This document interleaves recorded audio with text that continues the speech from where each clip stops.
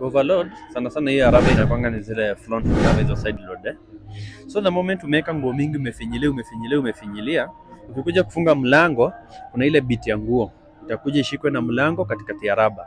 And now that is when maybe ikifika program kama ya kuspin juu inaenda mbio nakujanga tu kama imeharibu hiyo raba.